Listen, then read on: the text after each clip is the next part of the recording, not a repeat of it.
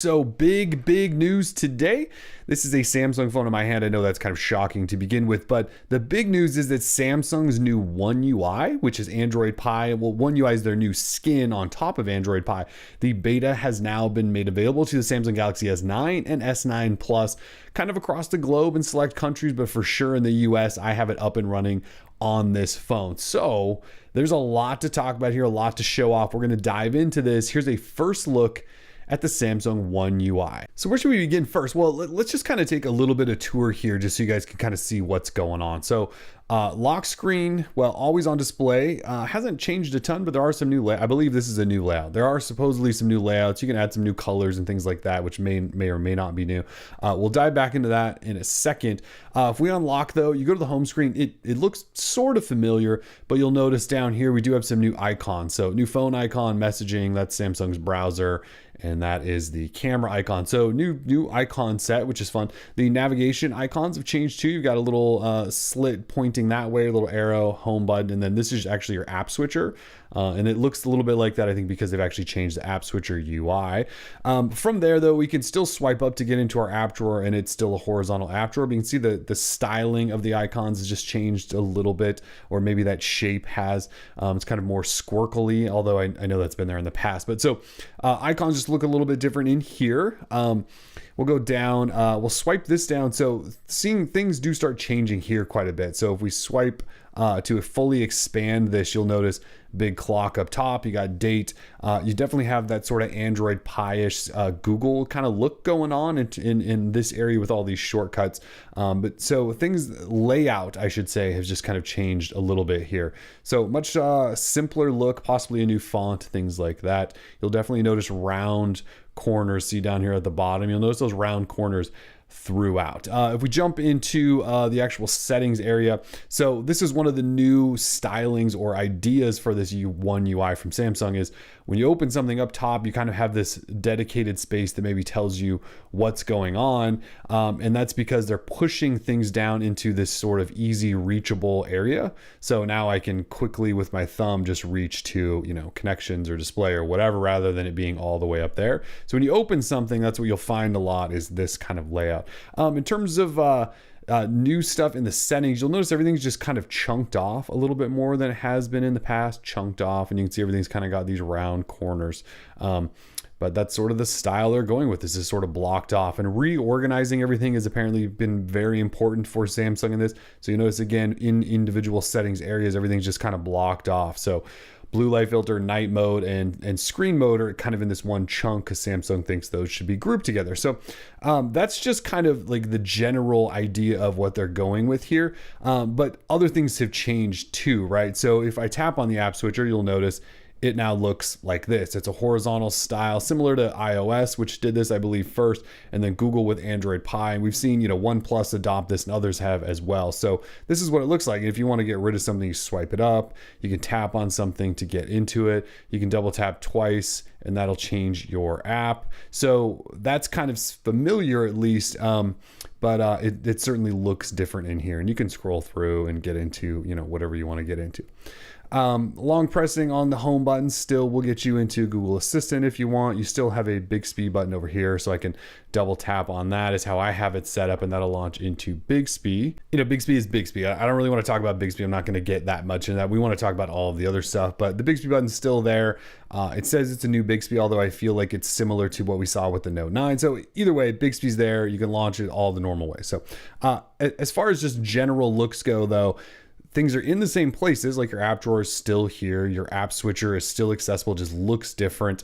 Some different styling to the icons and buttons, and then again up here, this all kind of looks a little bit different, maybe just more modern or polished. I do kind of like the big clock and date stuff they got going on. It actually looks kind of cool. Everything's very accessible. So far, I really like what Samsung's doing here. I think everything looks pretty slick. So let's jump into some of the new features. To start, I think we should just dive right into night mode. I think the most of you are pretty excited about this. So Samsung built in a full night mode in this, and you go into display settings, and you can see we've got blue light filter and your screen mode, but sandwiched in between those is a night mode. So if I turn that on, it flips your phone from white theme to black. So it is a night theme that should be used at night to ease strain on your eye, not light up a room, that sort of thing. But you could just run this all day if you want. Now, if I actually go in there, it talks about setting up a schedule. For some reason, that's not showing for me. I don't know if I missed a button or press or something like that, but it says it needs to know your location, and then you can set up a schedule. I will probably do that, or I may just run night mode most of the time. But this isn't just a settings tweak where you get night mode, in here and these things turn dark. This is actually a night mode for system apps as well. So if we open the phone, you can see it's black. If we go into the Messages app, also black. Now I don't know about Samsung's browser, but I have a feeling it's also black. So it changes everything in the UI to black. It is a true night mode.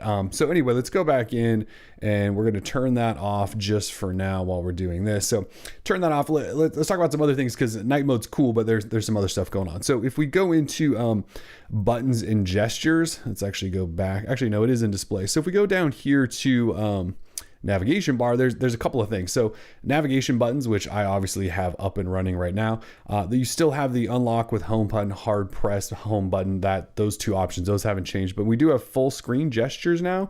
Now I do not like these at all, but how they work, and there's a little tutorial there. You swipe up over here to go back, swipe up here for home, and swipe up here for your app switcher. So if I swipe up there, goes home, and it takes your navigation bar away.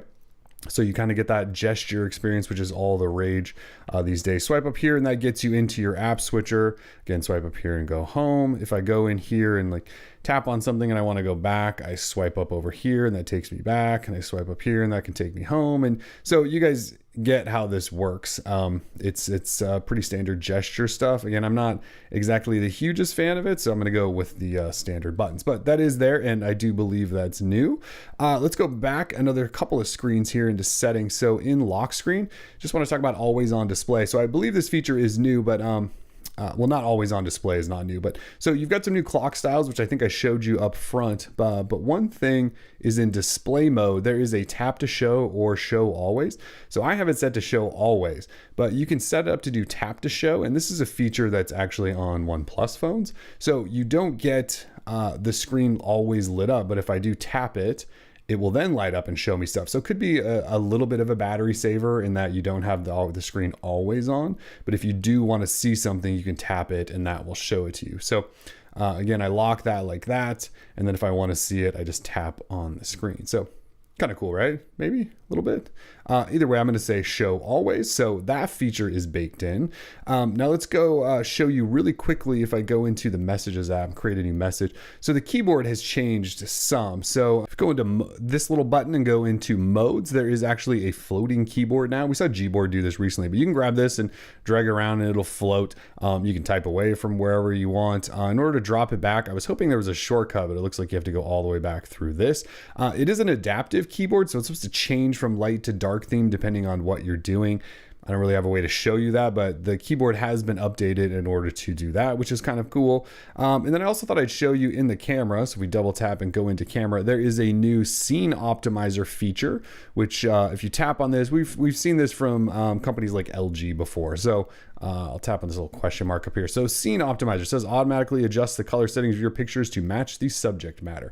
So if you use this and take a picture, it tries to automatically adjust the scene and help you take better photos. And these are the different types of scenes it says it can adjust. So I'll let you decide if that's something you want to use. I will probably just continue to shoot in regular photo mode or over here in selective focus, which is kind of like a portrait mode. Those are probably my two favorites, but there is a scene optimizer mode now as well. So that's pretty much it. If we jump into settings, I just wanted to show you about phone. Go into software information, One UI version 1.0, Android version 9, because it is indeed running Pi.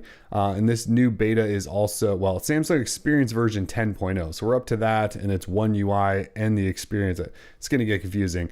And I believe this is November security patch. So anyways, this has just been kind of a quick look at the new look and some of the styling and new ideas going on here in Samsung's new One UI. I'm going to play with it some more. We'll get